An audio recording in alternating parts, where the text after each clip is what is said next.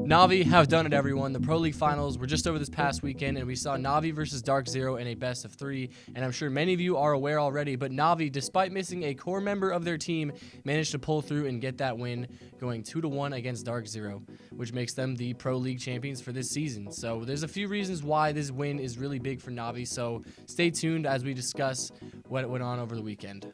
Just over a month ago, we saw NaVi lose an important part of their team to the Banhammer. NaVi Doki received the ban apparently because of toxicity, which suspended him from playing in Pro League and Challenger League for 6 months. But despite the ban, NaVi decided to keep him anyway, so they're loyal to Doki, and Doki is loyal to them, and with good reason. I mean, he's a great player, they're a great team, and they probably want to keep him, and he probably wants to stay with them, so I get what they're doing there. But he got banned at a really unfortunate time. It was not too long before the Pro League Finals started, so that means he wouldn't be able to participate.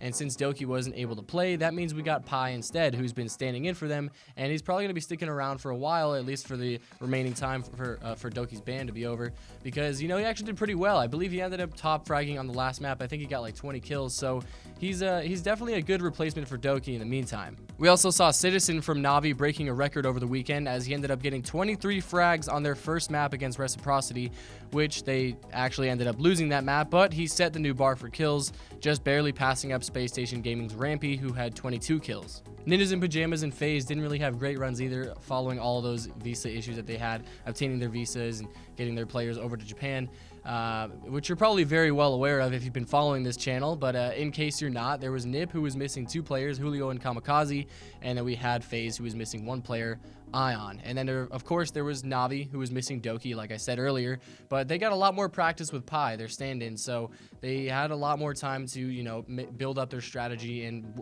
learn how to work with each other, unlike FaZe and Nip. So they were put at quite a disadvantage from the start, and now that I think about it, that's 4 people missing. That is that's Doki, that is Julio, Kamikaze, and that is Ion. That is 4 people missing from a finals. So I'm just imagining like how much better these games are, like how much more entertaining and just insane, I guess, these games could have been if we did not have 4 of these team members missing. We also received some more information on Operation Shifting Tides and its operators.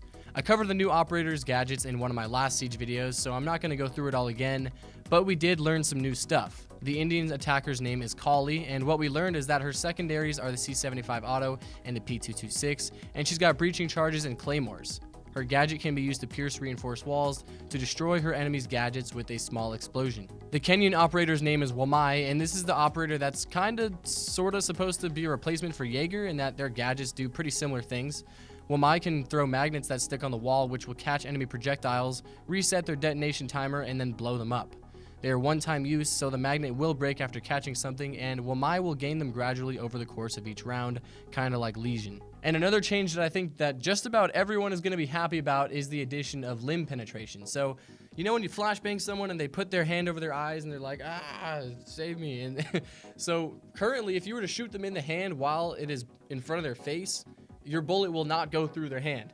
So it'll just do damage to the hand, so very minimal damage as opposed to, headshotting someone. So, for example, say I'm using an AK-47 or whatever, which shoots a 7.62 round. That should definitely go through the hand and probably pierce and destroy my head too, because those can destroy cinder blocks. But yeah, we're getting the addition of limb penetration. So now in the event that I am blocking my hand because I'm covering my eyes from a flashbang and you shoot me in the hand, it will pass through and you will get a headshot for it, or wherever else, whatever body part is getting shot. So there's 3 different types of penetration. The lowest level actually doesn't penetrate at all, so most shotguns and secondary SMGs are going to be here. They will not be able to penetrate. Then we have simple penetration, which means it can't go through one person and hit another, but it can hit one person, say in the arm or hand, and it can pass through them to hit another part of their own body. So most SMGs, assault rifles, pistols, and LMGs will be in this category. Then there's the 3rd level of penetration, which can hit operators that are standing behind another operator for 30% reduced damage. So the BOSG, the TCSG, sniper rifles, and of course Kali's new sniper rifle are going to be in this category. And in turn, they made it so that if you only shoot someone's hand or arm or something like that, and you don't penetrate with a shot, damage is reduced to 75%, kind of like how they do it for leg shots. Ubisoft also changed rappelling, so that way you will always have to press a button to start and stop rappelling. So that way, you know, if I'm climbing up a wall and I'm trying to float near the edge of like the roof and not climb up on top of it, because sometimes you'll accidentally get too close and you'll just start mantling it.